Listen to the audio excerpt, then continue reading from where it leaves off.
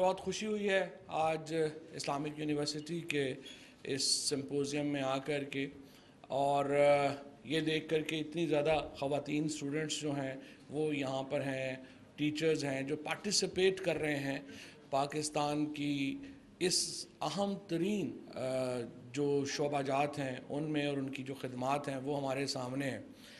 یہ یونیورسٹی جو ہے اس کا ایک بہت بڑا کردار رہا ہے پاکستان میں، اور اس کا جو رول رہا ہے اس میں اس کی بہت اہمیت رہی ہے پاکستان کے سیاست کے ساتھ بھی۔ سب سے امپورٹنٹ بات جو میں آپ سے سامنے رکھنا چاہتا ہوں یہ ہے کہ دیکھیے، جو ماڈرن دنیا ہے، اس دنیا میں جو قوموں کی معیشتیں ہیں ان کو یونیورسٹیز نے شیپ اپ کیا ہے۔ یونیورسٹیز نے جو ماڈرن ایجوکیشن ہے اس کو، انڈسٹری کو، ٹیکنالوجی کو اکٹھا کر کے نئی معیشتوں کی بنیاد رکھی ہے۔ آپ سٹینفورڈ یونیورسٹی کو دیکھیے، اکیلی سٹینفورڈ یونیورسٹی نے امریکہ کے اندر 500 ٹریلین کی جو معیشت ہے اس کو کھڑا کر دیا۔ آج جب ہم ایپل کو دیکھتے ہیں، آپ گوگل کو دیکھتے ہیں، اس کو ایپل کو دیکھتے ہیں، اور واٹس ایپ کو دیکھتے ہیں، یہ ساری سٹینفورڈ کی بنائی ہوئی ایپس ہیں، اور سٹینفورڈ کے اسٹوڈنٹس نے ان ایپس کو ڈیولپ کیا۔ اسی طرح سے جو فیس بک ہے وہ ہارورڈ نے کریٹ کیا، اور اس طرح کے جو مارک زکربرگ اور اس طرح کے جو بڑے برین ہیں وہ ہارورڈ میں نے پیدا کیے، اور یونیورسٹیز نے ہی ان کو یہ موقع دیا کہ وہ اپنی ٹیکنالوجیز کو کمرشلائز کر سکیں۔ So the connection between the universities and the new technologies اور پھر کمرشلائزیشن، یہ جو ٹرائی اینگل ہے اس نے دنیا کو تبدیل کیا۔ اس لیے میری نظر میں پاکستان کی جو سب سے امپورٹنٹ، جس نے پاکستان کو ڈیفائن کرنا ہے، وہ پاکستان کی ایجوکیشن منسٹری ہے، اور پاکستان کی سائنس اور ٹیکنالوجی منسٹری، جس میں IT بھی اس کا ایک حصہ ہے، وہ شامل ہے۔ یہ دو منسٹریز ہیں جنہوں نے پاکستان کے فیوچر کو بنانا ہے اور اس کو استوار کرنا ہے۔ ہم نے جب اپنا سفر شروع کیا پاکستان نے، تو ہمارے پاس صرف ایک یونیورسٹی تھی، صرف پنجاب یونیورسٹی پورے پاکستان کی واحد یونیورسٹی تھی۔ آج ہمارے پاس 217 یونیورسٹیز ہیں، اور اب یہ جو ایک دوڑ لگی ہوئی ہے کہ ہر ڈسٹرکٹ میں اور ہر تحصیل میں یونیورسٹی بنائیں، ہمیں اس سے رکنا چاہیے، اور ہمیں کوالٹی آف یونیورسٹیز کے اوپر توجہ دینی چاہیے۔ جب ہم یونیورسٹی بنائیں تو ہمیں پتہ ہو کہ یہ یونیورسٹی یہ کنٹریبیوٹ کرے گی پاکستان کے لیے۔ ایک جو اندھا دھند دوڑ لگ گئی ہے کہ ہر جگہ یونیورسٹی ہونی چاہیے، اس سے آپ دیکھیں، پہلے ہم ایک یونیورسٹی تھی، اب 217 یونیورسٹیز ہیں، لیکن جو سٹینڈرڈ ہے آپ کا وہ نیچے چلا جاتا جائے گا۔ سو میں سمجھتا ہوں کہ صوبوں کو اور وفاق میں بھی ایک پوری نیا تھیم ہمیں بنانا ہوگا کہ ہم آخر اپنی تعلیم کو چاہتے کیسے ہیں، ہم اس کو آگے کیسے لے کے جانا چاہتے ہیں، اور اس کو اپنی معیشت کے ساتھ جوڑنا جو ہے یہ ہمارے لیے ایک بنیادی فیصلہ ہوگا اپنی جو ہائر ایجوکیشن ہے اس کو لے۔ میں فیصل آباد گیا، زرعی یونیورسٹی، اتنا زبردست کام وہاں پہ ہو رہا ہے، اتنی زبردست لیبارٹریز ہیں، لیکن ہماری ایگریکلچر فیصل آباد زرعی یونیورسٹی کے ساتھ اس طرح سے نہیں جڑی جس طرح سے اس کو جڑنا چاہیے تھا۔ ایک تو خیر ماشاءاللہ ہمارے ہاں عدالتوں میں بھی اب 3 سال ہو گئے ہیں، پتہ ہی نہیں چل رہا کہ ان کا وائس چانسلر کون ہے کون نہیں ہے۔ ایک عدالت فیصلہ دیتی ہے اس کو رکھ لیں، دوسری کہتی ہے اس کو ہٹا دیں، تیسری کہتی ہے۔ عدالتوں کو یونیورسٹیز سے پرے رہنا چاہیے، لیٹ دا یونیورسٹیز ورک، اور ٹیکنالوجی سے بھی پرے رہنا چاہیے۔ یہ جو عدالتوں میں ہمارا تھوڑا سا یہ کام ہو گیا ہے کہ ہر کام ہم نے کرنا ہے، وہ تھوڑا ایک بڑا پرابلمٹک ہے، اور اس کو لازمی طور کے اوپر جو ہے وہ ہمیں ایک میکنزم کریٹ کرنا پڑے گا جہاں پہ کہ اس طرح کے جو فیصلے ہیں وہ ان سے اعتراض ہو سکے، یا کم از کم ایک میکنزم بنایا جا سکے جس میں ہم جلدی سلوشن کی طرف جو ہے وہ جا سکیں۔ ایک تو یہ یونیورسٹیز کا جو میکنزم ہے وہ ہے جس کو ہم نے کرنا ہے، دوسرا ہے جو ہماری بنیادی سوسائٹی کی سوچ ہوگی۔ جو مذہب ہے، ہر مذہب جو ہے اس کے کچھ بنیادی اصول ہیں، اور وہ اصول جو ہیں وہ تمام یونیورسل ہیں، رحم کے اوپر ہے، ٹالرنس کے اوپر ہے، محبت کے اوپر ہے۔ لیکن مسئلہ کسی بھی مذہب سے نہیں ہے، مسئلہ یہ ہے کہ انٹرپریٹیشن کا، تشریح کا حق کسے ہے۔ اگر تشریح کا حق نیرو مائنڈڈ لوگوں کے پاس چلا جائے گا، ان لوگوں کے پاس چلا جائے گا جو عصری تقاضوں کے مطابق تشریح نہیں کر سکتے، ان لوگوں کے پاس چلا جائے گا جو کہ ایک کنزرویٹو تھنکنگ رکھیں گے، جو ایک بیکورڈ تھنکنگ رکھیں گے، تو اس کے نتیجے میں سوسائٹی نیچے جانا شروع ہو جائے گی۔ مجھے بڑا ہی افسوس ہے اس بات کے اوپر کہ ہماری جو نیشنل اسمبلی ہے وہ ڈومیسٹک وائلنس کا بل پاس نہیں کر سکی، کیونکہ ہمارے ہاں ایک طبقہ یہ سمجھتا ہے کہ نہیں، مجھے میرے گھر والوں کو مارنے کا حق ہونا چاہیے اور وہ قانونی حق ہونا چاہیے۔ ہم انڈر ایج میرجز کا قانون، سعودی عربیہ جیسے ملک نے، ایران جیسے ملک نے انڈر ایج میرجز کو بین کر دیا، پاکستان کی قومی اسمبلی ابھی کھڑی ہے کہ پتہ نہیں ہمیں یہ اسلامی ہے یا غیر اسلامی ہے۔ جب تک ہم اپنی انٹرپریٹیشن کا حق، تشریح کا، ابھی آپ دیکھیے ہز رائل ہائنس محمد بن سلمان نے سعودی عربیہ میں ایک انقلاب برپا کر دیا، جس طریقے سے انہوں نے وومن انکلوژن کی ہے، جس طریقے سے انہوں نے فیصلوں میں ایک ماڈرنزم لے کے آئے ہیں، اس سے نتیجے میں سعودی عربیہ بالکل تبدیل ہو کے رہ گیا۔ آج سعودی عربیہ ایک جو ماڈرن تھنکنگ ہے مسلم ورلڈ میں، اس کو لیڈ کر رہا ہے، کیونکہ جو تشریح تھی، جو ریلیجس انٹرپریٹیشن کا حق تھا، وہ انہوں نے لے کر کے ماڈریٹس کے حوالے کر دیا۔ سوسائٹی اگر باؤنڈ رہے گی اور ایک کنزرویٹو اور بیکورڈ تھنکنگ انٹرپریٹیشن کے نیچے رہے گی، تو وہ سوسائٹی کبھی بھی آگے نہیں جا سکتی۔ ایک طرف ہمیں اپنی ایجوکیشن کو فنڈامنٹلی چینج کرنا ہے، دوسری طرف ہمیں اپنی مذہب کی جو انٹرپریٹیشن ہے اس کا رائٹ فارورڈ لکنگ پڑھے لکھے لوگوں کو دینا ہے، تاکہ وہ اپنے عصری تقاضوں کے مطابق اس کی تشریح کر سکے۔ اور یہ جو علامہ اقبال اور قائد اعظم محمد علی جناح نے جو پاکستان کو جو خواب دیکھا تھا، وہ کبھی بھی ایک بیکورڈ ریاست کا نہیں تھا۔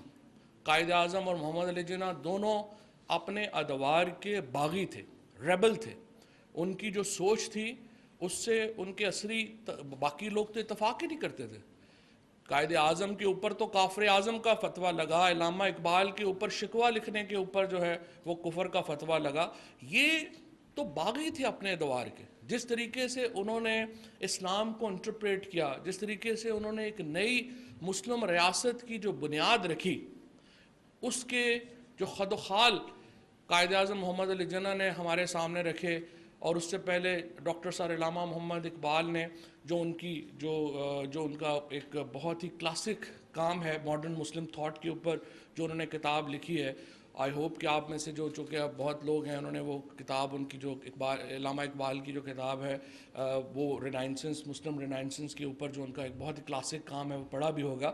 اس میں انہوں نے جو آئیڈیاز دیے ہیں وہ تو ایک بہت ہی فارورڈ لکنگ ریاست کے ہیں، اور ہمارا جو بچاؤ ہے پاکستان کا، وہ تب ہے اگر ہم علامہ اقبال اور قائد اعظم محمد علی جناح کے نظریات کے اوپر مبنی ایک ماڈرن مسلم ریاست کی تشکیل کر سکیں۔ عمران خان اسی خواب کے امین ہیں۔ پی ٹی آئی اور عمران خان نے علامہ اقبال اور قائد اعظم محمد علی جناح کی جو ایک انٹرپریٹیشن ہے، جو تشریح ہے، اس کو لے کر آگے بڑھنے کی صحیح جو ہے وہ ہم کر رہے ہیں، اس کی ہم کوشش کر رہے ہیں۔ اور اس میں مشکلات بھی آئیں گی، اس میں ہمارے جو سیاسی حالات ہیں وہ بھی ہمارے مد نظر ہوتے ہیں، کیونکہ دیکھیے ہم لوگوں کے سامنے آپ اپنے فیصلوں میں آزاد نہیں ہوتے۔ ہم نے کیا کرنا ہے 100% فیصلہ ہم نہیں کرتے، ہمارے سرکمسٹانسز فیصلہ کرواتے ہیں ہم سے کہ ہم نے فیصلہ کیا کرنا۔ اسی طرح سے جو چاہے ہم انڈیویجول ہوں، چاہے ہم خاندان ہوں، چاہے ہم محلے میں ہوں، چاہے گاؤں میں ہوں، چاہے کسی ملک میں ہوں، ہم اپنا فیصلہ کرنے میں 100% آزاد نہیں ہیں، ہمارے سرکمسٹانسز ہم سے فیصلے کرواتے ہیں۔ اسی لیے جب پاکستان کی سیاست کے اوپر جب ہم نظر ڈالتے ہیں، اسپیشلی افغانستان کی صورتحال کو لے کر، پاکستان کے اوپر ہمارے اپنے بھی بہت لوگ جو ہیں وہ جب تنقید کرتے ہیں، وہ آرام سے یہ بات اگنور کر دیتے ہیں کہ دیکھیے افغانستان کی صورتحال ہماری وجہ سے تو پیدا نہیں ہوئی۔ جب 1979 میں یو ایس ایس آر نے افغانستان پہ قبضہ کر لیا تھا، ہم سے پوچھ کے تو نہیں کیا تھا۔ اسامہ بن لادن نے جا کے نیو یارک میں بم مار دیا، ہم سے پوچھ کے تو نہیں مارا۔ اب امریکہ میں جو یہ امریکہ جو واپس چلا گیا ہے، پہلے 1988 میں واپس چلا گیا افغانستان سے، ہم سے پوچھ کے تو نہیں گیا۔ اب آ کے امریکہ پھر طالبان کے ساتھ بات کر کے واپس چلا گیا، ہم سے پوچھ کر تو نہیں گیا. لیکن اس کے اثرات جو ہیں، ہر واقعے کا اثر جو ہے وہ ہماری سیاست کے اوپر ہوا، ہر واقعے کا اثر ہماری اسٹریٹجی کے اوپر ہوا، اور ہم ان حالات کے اندر جو ہے وہ ہمیں اپنے راستے تلاش کرنے پڑے جو کہ یہاں پر پیدا ہوئے. اور ابھی بھی جو حالات پیدا ہو رہے ہیں، ہم کابل کے اندر ایک انکلوسیو گورنمنٹ کی بات کر رہے ہیں. ہم کابل کے اندر ایک ایسی حکومت چاہتے ہیں جس میں ساری پارٹیاں اور افغان عوام اس کے ساتھ ہوں. ہم کوشش کر سکتے ہیں. ہم نے کوشش کی، ہم نے طالبان کو امریکہ کے ساتھ بٹھایا، ہم نے ان کے مذاکرات جو ہیں وہ شروع کرائے. ہم نے کوشش کی، ہم نے کابل کی حکومت کی اور طالبان کے مذاکرات کروائے. لیکن اگر طالبان وہاں پہ صوبے فتح کر رہے ہیں تو اس میں سوال پاکستان سے نہیں کرنا چاہیے. سوال امریکہ کو، نیٹو کے جو ممالک ہیں ان کو افغانستان کی حکومت سے کرنا چاہیے کہ جو 2000 ارب ڈالر لگا کر کے آپ نے وہاں پر ایک 3 لاکھ لوگوں کی فوج کھڑی کی، وہ فوج کیوں پتوں کی طرح بکھر گئی جو ہی وہ گئے؟ اس کی وجہ یہ تھی کہ جو پیسہ افغانستان کو دیا گیا تھا وہ افغانستان میں نہیں لگا. آج افغانستان کا ہر جنرل، افغانستان کا ہر سیاستدان، کسی کا کوئی گھر افغانستان میں نہیں ہے. تمام لوگوں کی پراپرٹیز افغانستان سے باہر ہیں. ان کے بچے، بیوی، بیٹے تمام باہر کی یونیورسٹیز میں پڑھ رہے ہیں. وہ بلینر ہیں، ان کی پراپرٹیز ہیں. لیکن افغانستان کے عوام ان پالیسیز کا قیمت ادا کر رہے ہیں جو اس لیڈرشپ نے کھڑی کی، جو کہ بیرونی طاقتوں کے اوپر وہاں پر بنائی گئی اور پھر اس کو پیسہ دیا گیا. اب سوال ان سے کرنا چاہیے کہ جب اتنا پیسہ آپ کو دیا گیا، آپ نے وہ پیسہ صحیح خرچ کیوں نہیں کیا؟ سوال پاکستان سے نہیں بنتا. تو اس لیے اس کے جو کانسیکوینسز ہیں، میں جو عرض کر رہا ہوں آپ سے، کہ جو اثرات ہوتے ہیں، جو ڈیسیژن میکنگ کے اثرات ہوتے ہیں، وہ نیچے تک جاتے ہیں، وہ ان کو سمجھنے پڑتے ہیں، اور لوگ، عام آدمی جو ہے اس سے وہ متاثر ہوتا ہے. آج جب ہم وزیر اعظم عمران خان کا جو ویژن ہے وہ یہ ہے کہ افغانستان کے اندر ہم ایک ایسی حکومت کے لیے سعی کر رہے ہیں، ایک ایسی حکومت کے لیے کوشش کر رہے ہیں جس کے اوپر تمام جو افغانستان کی پارٹیز ہیں، گروپس ہیں اور عوام ہیں وہ متفق ہوں، اور وہ وہاں پر آ کر کے اپنا 4 سال لیں. کیونکہ ہمارا پرابلم یہ ہے کہ اگر افغانستان کے اندر دوبارہ لڑائی بڑھتی ہے، وہاں پہ بہت مہاجرین، پہلے بھی آپ دیکھیے کہ ہم نے تقریباً اس وقت 35 لاکھ مہاجرین جو ہیں وہ پاکستان میں موجود ہیں. ہماری اپنی اکانومی بہت جو ہے وہ کمزور ہے، لیکن اس کے باوجود ہم نے اپنے افغان بھائیوں کے لیے اپنا سینہ، اپنا دل فرشراہ کیا ہے. ہم نے ان کو یہاں پہ کھلے دل سے یہاں پر جو ہے وہ انٹرپریٹیشن دی ہے، یہاں پہ ان کو یہاں پہ رہنے کی ہم نے ان کو سہولتیں دی ہیں، ہم نے ان کی تعلیم کا جو ہے وہ انتظام کیا ہے. آپ دیکھیے کہ جو اس وقت افغانستان کی ساری کرکٹ ٹیم جو ہے وہ ان مہاجرین کے اوپر ہے جو پاکستان میں تھے. آج افغانستان کی جو تمام خواتین ٹیچرز ہیں، جو ان کے استاد ہیں، وہ تمام وہ لوگ ہیں جو پاکستان سے پڑھ کے گئے ہیں. آج بھی 6000 کے قریب اسکالرشپس کے اوپر افغان بچے جو ہیں وہ پاکستان میں تعلیم حاصل کر رہے ہیں.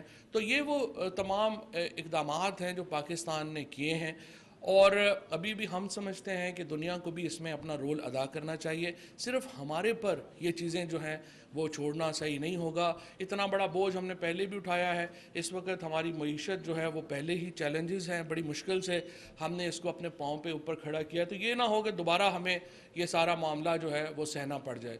تو مجھے امید یہ ہے کہ ہم اس مسئلے سے بھی انشاءاللہ تعالی اللہ کی مدد سے ہم نکل آئیں گے. اور یہ جو آج آپ نے یہاں پہ سمپوزیم کیا، جس میں آپ نے تمام جو اپنی سوچ ہے وہ یہاں پہ ہم نے جو ماڈرن لکنگ اور فارورڈ لکنگ جو آپ نے اپنی اپروچز جو پیغام پاکستان میں بھی پہلے آئی ہیں اور اب اس میں بھی ہم دے رہے ہیں، اسی کے اوپر ہم نے پاکستان کو استوار کرنا ہے. پاکستان کا مستقبل انشاءاللہ ایک ایسے ملک کا ہے جس کی بنیاد، جس کی پالیسیز کی بنیاد علم کے اوپر ہوگی، منطق کے اوپر ہوگی اور دلیل کے اوپر ہوگی. بہت شکریہ.